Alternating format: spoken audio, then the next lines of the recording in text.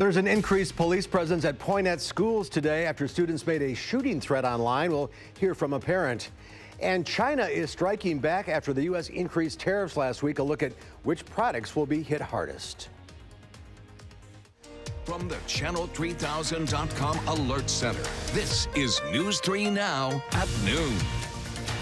Good afternoon, everyone. I'm Mark Kane. Thanks for tuning in to News 3 Now on this Monday. Chris Reese is here with a look at a pretty good-looking day out there. Yeah, honestly, plenty of sunshine. Temperatures are going to be warm, Mark, and I think folks are going to be really excited to hear that. We've been watching that sunshine all morning. There was a spectacular sunrise earlier. Here's that sunshine out there right now. This is a live look from our station camera looking back towards the west. An all-out beautiful day. We do have some decorator clouds starting to show up. The Edgewater, you see Lake Mendota there. They're starting to put the sailboats out, Mark. So my favorite time of the summer is showing up. I love going to the terrace and seeing all the sailboats. 60 degrees right now. A little breezy, though. Winds are coming out of the north and northeast at 13 miles per hour. So do be prepared for that. Mineral Point at 64. Boscobel at 65 right now. A few 50s are showing up as you work your way closer towards the lake. But I do think all of us will see those highs into the mid 60s today. And then we'll cool down overnight into the low 40s. Here's Weather Track over the past couple hours, just showing you the sunshine across much of the area. Not really a lot of cloud cover, but we are seeing some clouds start to develop, especially towards the west. Notice how those just pop up around the Mississippi River Valley. That may send some additional decorator clouds our way this afternoon. We don't have to worry about them, though. And of course, we'll see those highs around 65. You know, they're building a new marina at the Union. That's the construction. Yeah, that's what's going on. It's a marina. I've always been curious, and now I know. Well, thank you. You're welcome. We'll see you in a few minutes. Sounds good. 3 Poinette students are in police custody after making a threat of a school shooting on social media. According to the school district, they first became aware of the threats on Saturday morning and worked with local police and the sheriff's office to identify the students.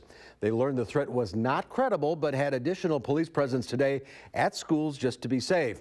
Parents say it's a scary situation. My youngest was a little apprehensive about coming to school today. He was not, and then driving up to school here and seeing all the police officers standing at the doorways, I think was a little intimidating for him too. He was kind of nervous when I dropped him off. The students who made the post now face charges of making a terrorist threat. New at noon, the Dane County Sheriff's Office is investigating how a teenager died over the weekend. Around 11:30 Friday night, deputies responded to Dennis Drive in the town of Burke, that's near County Highway CV, for a 17-year-old boy who was unconscious and not breathing. Friends and emergency responders tried to save him, but he was later pronounced dead at UW Hospital. The medical examiner is waiting on test results from an autopsy performed on Saturday. A 26-year-old woman is dead after a rollover crash in Iowa County last night. A caller reported a single vehicle rollover crash around 10 p.m. on State Highway 80 between Cobb and Highland. The driver was the only person in the vehicle at the time of the crash. She's been identified as Heather Fishnick from Belmont. The Iowa County Sheriff's Office is investigating.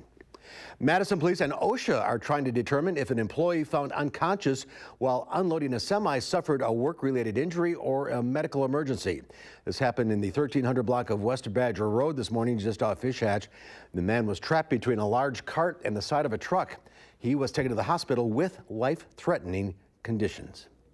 The stock market is down this morning following an escalation in the trade war between China and the United States. China announced more than 5,000 U.S.-made products totaling $60 billion will face a 25% tax beginning June 1st. The steepest penalties will impact beef, plants, fruits, and vegetables. This comes after the U.S. raised tariffs on $200 billion worth of Chinese-made goods on Friday, and now the president is moving to raise tariffs on an additional $300 billion worth of goods from China. We're talking about essentially every single product that comes from China will have a 25% tariff, and that is going to be a big deal. Meanwhile, the Trump administration is looking at ways to help U.S. farmers who are being hit the hardest by the Chinese tariffs.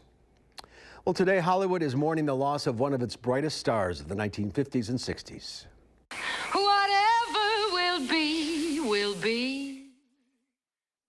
Doris Day will always be remembered for this Oscar-winning number in Alfred Hitchcock's The Man Who Knew Too Much. In her heyday, Day played opposite some of Hollywood's biggest stars, including Rock Hudson, Clark Gable, and Frank Sinatra. After leaving the spotlight, animal welfare became her personal passion. Doris Day died of pneumonia at her home in California. She was 97 years old. And there's more to come on News 3 Now at noon. Up next, we'll see what Howard's working on in the Mr. Food Test Kitchen. A salad this fresh deserves only the freshest dressing. So join us today as we whip up one that'll make your taste buds stand up and take notice. I assure you it will.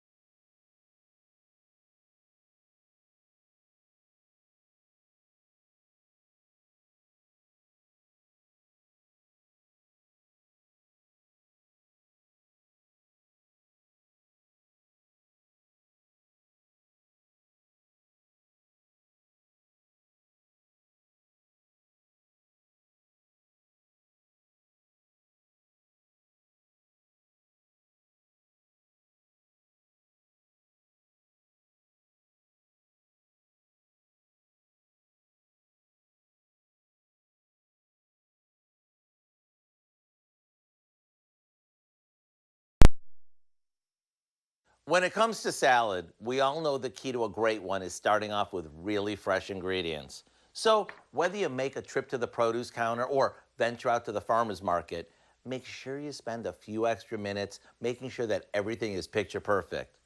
That might mean hand selecting each tomato, cuke, onion, or whatever, rather than buying them prepackaged where it's easy to miss a blemish or a soft spot. And once you have a salad that is this good, you'll need a dressing that can live up to those high standards. So let me share a fresh pineapple honey dressing recipe with you that I used to make in my catering days. All it is some mayonnaise that we put in a blender along with some fresh pineapple, a bit of honey, a little vegetable oil, a squeeze of fresh lemon juice, and a little salt. If you want to give this a bit of a kick, you can add a tad of ground red pepper before giving it a whirl until it's super smooth. The results? A dressing that's as fresh as our salad. And it's the perfect consistency, so we end up with lots of flavor in every bite without having a soggy salad. And wait until you see how versatile it is. To get the recipe for our pineapple honey dressing, all you need to do is visit our website. Hey, Kelly, you gotta come try this. I'm Howard with Kelly in the Mr. Food Test Kitchen, where today we found a fresh and flavorful way for you to say, ooh, it's so good.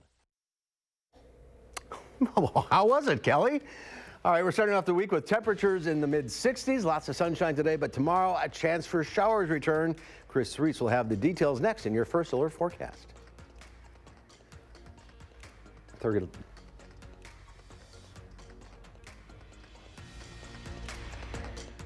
Raise your right.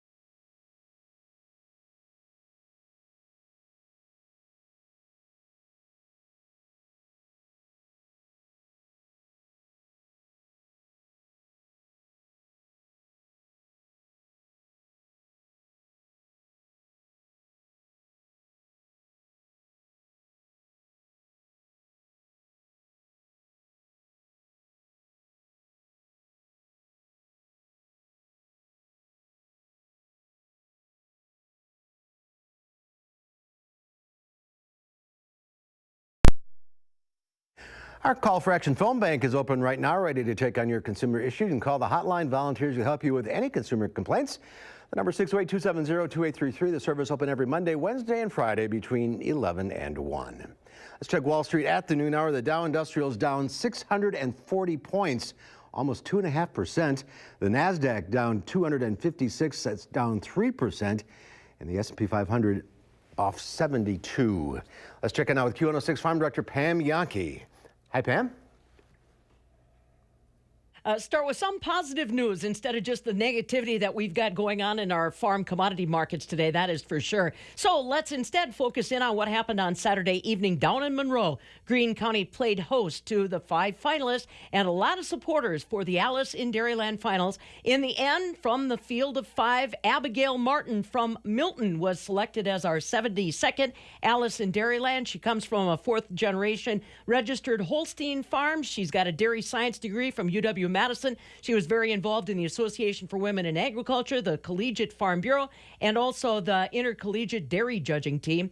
She is going to assume the responsibilities as Wisconsin's Agriculture Ambassador officially on June 3rd. Next year, the 73rd Alice in Dairyland Finals will be hosted by Walworth County, 74th up in Dunn County, and then the 75th anniversary Alice in Dairyland Finals right back here in Dane County. Well, we've been talking about it all along. The tariffs, again, continue to escalate. China has announced that they are going to be targeting specifically citrus fruit, berries, and nuts, just a few of the items on their list released this morning. Markets are kind of in free fall, but I see that the wheat market has picked up about 8 cents. Corn has now turned the corner, up about a half a cent, but soybeans are still down. On Friday, with all this discussion, our soybeans hit the lowest prices we've seen in a decade. Wheat was down to contract lows we haven't seen since last January. Corn hit 7.5-month lows, and that trend is continuing. Dairy is not removed from that list.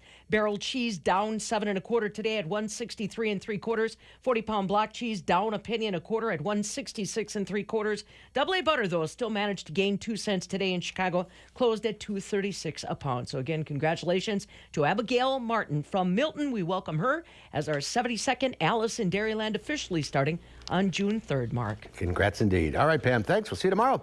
Here's Chris now with a look at our first alert forecast. There he comes. Yep, Mark, things are warmer outside today as you step out the door. Temperatures some 10 to as much as 15 degrees warmer than we were at this time yesterday, depending on where you are. Here in Madison, temperature 7 degrees warmer than 24 hours ago. Platteville, 11 degrees warmer than 24 hours ago. That's where their temperature is 64. Yesterday at this time, Platteville sat at 53. We're at 60 here in Madison. More 50s as you work your way a little bit closer towards the lake shore. That's with the lake keeping things just a little bit cooler for us. But I do think all of us begin to see those mid-60s as we move into this afternoon, and that's with plenty of sunshine out there. Here's the Edgewater Sky Cam. A few sailboats starting to make their way onto the lake. Expect more of those to begin to show up. Temperature-wise, though, again, we are at 60 here in Madison. Winds coming out of the north and northeast at 13 miles per hour.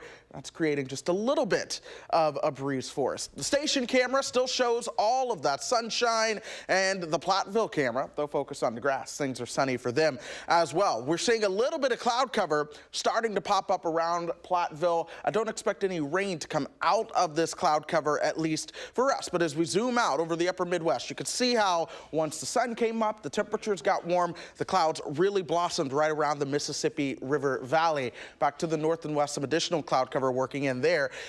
Chances for rain, though, they're going to be far west of Madison. You're talking east of or west of the Mississippi River, west of the Twin Cities. We should stay dry into today. In fact, as we go throughout today, I don't expect any chances for storms across Wisconsin. Now, tomorrow, we get in on a little bit of a different story, especially across the western half of the state. I do think we begin to see a chance for some showers and thunderstorms, but that moves through quickly. By Wednesday, that chance for showers and storms will be confined to the northwestern parts of the state. The reason we're watching this chance of storms, while yes, high pressure is over us right now, we do have this region of low pressure back across the high plains. That is going to inch a lot closer to us. As it does so, storm chances will increase, though they're not going to be that widespread. Let's take you hour by hour. This is this afternoon. We'll see those highs right around 65. We'll cool down tonight into the 40s. Oddly enough, it will not be as cold tonight as we've been the past couple of nights with those temperatures into the 30s. 67 for your highs tomorrow. Here comes the afternoon and the evening, and then into the overnight hours, you see those chances for showers and thunderstorms. Again, not widespread, not overly impressive at all. That'll get on out of here. More rain chances, though, do arrive as we approach the weekend. Going from Thursday and through Sunday, a little bit more of an unsettled pattern arrives. We really have to watch the warm front that is associated with this. However close that warm front gets will determine our temperatures. If it's to the north, we'll have temperatures in the 70s and 80s this weekend. If it's to the south, we'll have temperatures in the 50s. There's a lot riding on where that warm front begins to set up. Right now, the model trends are a little bit warmer for us. So we do have temperatures in the 70s for this weekend, but watch that closely. There are chances that that could change. Of course, I'm putting my pennies in the bucket of things being warmer. Hopefully we can stay that way. But yes, I will admit some of the models don't get us out of the 40s and 50s this weekend. But most of the models are on the warm train. So hopefully we can get everyone over there and see some sunshine, at least a little bit of sunshine, but just warmer temperatures this weekend, even if it is going to storm. Yeah, it's almost June. It is almost June. I tell you what, I've been doing, of course, my long range looking. That's what a lot of meteorologists like to do. And things do look warmer for the end of May. Of course, last year I moved here at the end of May and we had a heat wave. So there you know. It makes sense for it to happen around that time of the year. We'll watch that. Okay. All right. Thank you, Chris. It's a nice afternoon to get some gardening done. Lisa Briggs is taking your plant and garden questions. The number to call, 270-9933. We'll get to your calls right after this.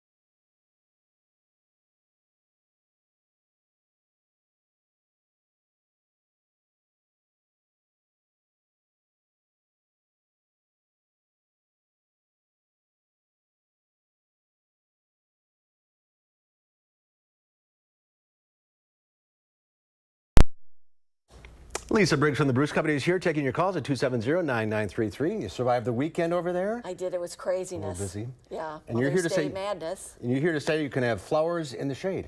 Yes. So these are some of my favorite annual flowers for shady areas. So we've got some fuchsia, and this is a fuchsia as well with these really bright leaves. Some nice coleus, and some really pretty begonias. That's a begonia? That is a begonia. Isn't that cool? Looks a little hibiscusy, doesn't it? It does. Yeah. All right, let's get to the phones. It's time to get out in the garden. We'll start with Richard from Baraboo. Hi, Richard. Hi. Hi, what's your question? I was just wondering, do the bell peppers that they sell as red bell peppers turn red faster than the normal green bell peppers? And do I have to keep them separate in the garden? And also, if I put in yellow beans, do I have to keep them separate from the green beans? Okay, so you don't have to keep anything separate, beans or peppers. A lot of times the pepper varieties like King of the North, and there's another one that's a bell pepper, it starts off as green, and if you leave them on the plants, they will mature to red. The ones that are yellow or orange are a little bit different varieties, but a red bell pepper is just a more ripe green bell pepper. Is it really? Yes. I didn't know that. Yeah. But the greens and the yellows. The yellows and the oranges are different ones. And I think there are some that are just red, but for the most part, the green ones will turn red. And the bean thing? The bean thing, they're fine. Okay. They won't bother each other at all. Well, you don't know. Yeah, you never know. Eileen from Oregon. Hi, Eileen. Hi. Hi, what's your question? I have some Stella Doro, if I'm pronouncing it right, daylilies that are probably around 5 years old. They're in a sunny spot, but they've never bloomed very well. And I was just wondering if you have any tips on what I can do. Stellas are pretty easy to take care of daylilies. They have an ever-blooming habit, so they will keep throwing off flower stems for an extended period. Daylilies can also take some shade. I have some that in my front yard, not Stellas, but that get maybe 4 or 5 hours of sun. They're right along the street, and they flower every year. I'm wondering if maybe they need to be divided. Lilies will get quite big and congested after a while, so they're pretty easy to divide. If you just dig up the clumps and kind of slice them in bits with a sharp shovel and then replant them, they might just be overcrowding themselves. Okay, let's go to Donna from Loganville. Hi, Donna. Yes, hi. I have a question. I want to transplant some daffodils and put in some bushes and rearrange things. When is a good time to transplant them? Do I have to wait for them to die down, or they're done blooming now? So now that they're done blooming, cut back the spent flowers and wait until the foliage starts to yellow, and that might be a few weeks. Then when that happens, you can cut that foliage off, take them out, rearrange your garden, and either replant them, or if you want to, you can store them in a cool, dry place and then replant them in the fall. But let that green on, because But you got to let that green on to develop energy for flowers for next year. Okay, Wally at Madison. Hi, Wally. Hi there. I have some evergreen shrubs, and I want to trim them up. And I've noticed that over the last week, the shrubs are exhibiting browning, and there's no new growth yet. But I want to know how I can trim it up, and also how far back can I trim them. Okay. Different evergreens have different ways that you prune them. But the general rule of thumb is that you want to prune shearing evergreens in late June or early July. So they all grow on the tips. I'm not surprised that you're not seeing new growth yet. It's kind of early. The weather's been cool. Also, if browning that you're seeing is on the inside, that's probably just the regular annual evergreen shed and not anything to worry about. If you want to know specifically, send some photos to the plant desk at brucecompany.com, and we will advise you on your specific evergreen types. That seems some winter kill on the evergreen. On a lot of things, yes. All right, that's our time. If you're on the line, stay there. Lisa, we'll talk to you off the air. We'll see you next time. Yep. And Chris has one final check of the forecast. Plenty of sunshine as we go through the rest of your Monday, folks. A few clouds may pop up, but I don't expect any rain to fall from that cloud cover. Temperatures will be into the mid-60s. upper 60s on Tuesday, and then late Tuesday night into Wednesday, we'll watch at least a little chance of some rain showers to move on through. That's a warm front. Temperatures go into the 70s after that by Wednesday afternoon. Thursday and Friday will be in the 70s as well, but we are watching chances for rain come this weekend. It's a little bit of an unsettled pattern with some potential forecast changes. So stay tuned for all the latest updates. All right, we'll enjoy today, that's for sure. Thank you, Chris. Thanks for watching, everyone. We'll see you back here at 4. In the meantime, have a great afternoon.